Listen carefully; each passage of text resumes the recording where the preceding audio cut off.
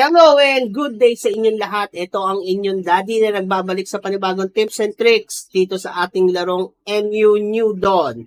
So for today's video, andito tayo sa ating elf na ginamit nating class change. So from Magic Gladiator, nag-elf tayo. And papakita natin ano yung mga rune system na available sa elf. So, ito ay rune system video about sa elf. So, let's go sa runes. So, as you can see, kung ano yung sinetup ko sa Magic Gladiator na setup, nandito pa rin siya, na retain niya. But, tingnan natin.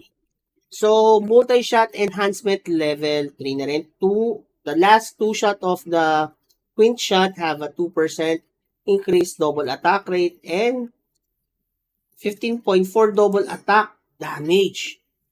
Ang lakas na ito ah. Okay ito ah. All combat mastery, it's the same. Penetration, the penetration damage scale with distance, 1.81 per time. So, tanong ko sa inyo, pag nag-PPBP ba kayo, anong ginagamit nyo?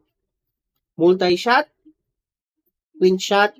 O yung multi-shot, quint shot, or etong pene? Kasi kung for me, ako tatanungin nyo, multi-shot and quint shot is for farming tsaka sa bosses.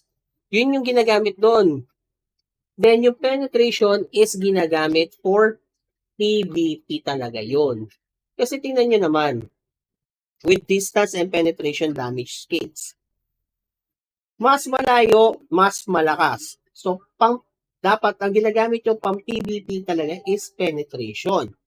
Next, easy hit level, multi-shot improve accuracy on primary target, damage 4.93% per extra shot hit. Okay siya.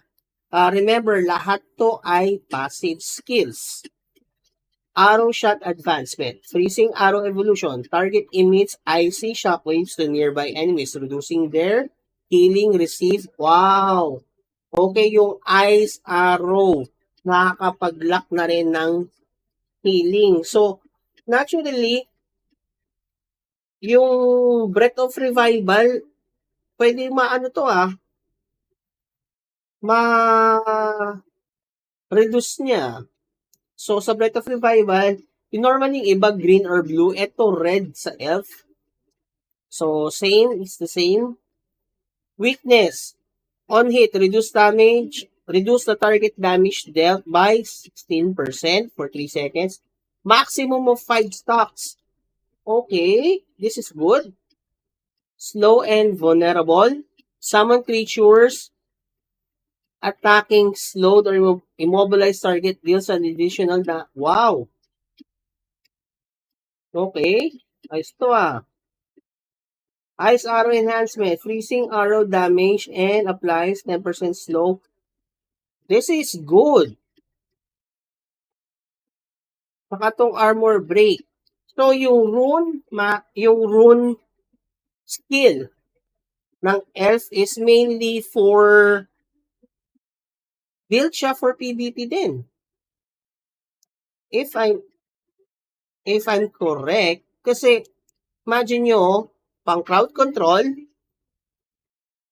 may damage pa rin siya. Target death for 4 seconds, stop. 3. Level 1 to mga to ha, mga lords. What more kung magle-level 3 siya? 10 plus dito. So, medyo okay. Okay din ng niya. Okay ang rune ng ng elf. Medyo talagang inaano siya for damage talaga for PvP, crowd control. Yun. So, kung ako ang tatanungin nyo, saan ko siya irarank? I might say, hindi siya sa bottom. Kasi yung MG, dalawa kasi yun eh. It's int and the strength. Yung int part is goods. Goods na goods siya for leveling and etc. yung runes niya. The strength part is goods din sa PvP. But seeing the runes skill for elf, mas angat siya. Kasi dealing crowd control dito. Then meron ka pambasag ng kanyang defense. So, kaya ganun din kasakit sila. Kung tutuusin.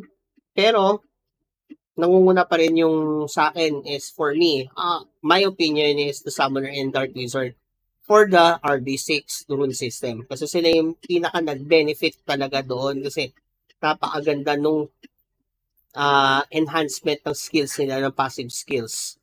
So, okay. Pwede to. I mean, pwede to for talagang F2P or even the whale type. Maganda to. Magandang laruin to. Ayun. So, that's it for today's video. And hoping again, to support my video at para makagawa pa ako ng mas maraming tutorials about MU New Dawn. So, do not forget to click the like and subscribe and hit the notification bell. Okay? So, drop by na rin kayo sa aking Facebook page for the live stream and do not forget also to follow. Thank you again. See you, mga Lods.